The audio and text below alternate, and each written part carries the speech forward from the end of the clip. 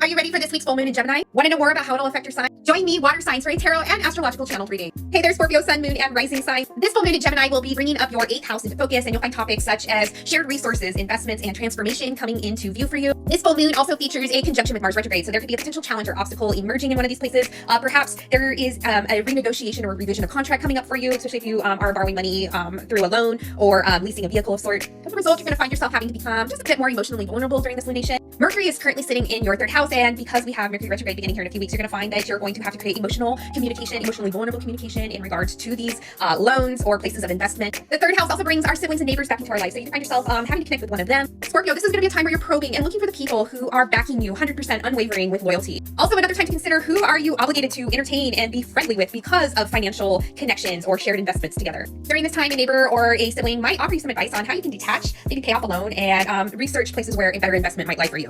Sagittarius season is always focused on expansion, so there could be some sort of new shared investment coming in for you, and you're just setting the scene to make it happen, babe. And Death Reversed is obviously coming up because there is a new beginning in sight for you. Again, some of you are leaving behind a former investment or place where you receive shared resources, as there is a better one in sight and perhaps more energetically aligning. Hey there, Cancer, sun, moon, and rising sign. Cancer, this full moon in Gemini is going to be illuminating your 12th house, and with the 12th house comes up topics such as religion, escapism, and addictions. This particular lunation may be bringing some hidden knowledge or concealed information up into focus for you. Not just that, but at the end of the month, we have Mercury retrograde coming in, and Mercury is currently sitting on your 7th house of partnerships and unions. So this concealed information or hidden knowledge may come from a romantic, platonic, or work partner, or it may involve one of them.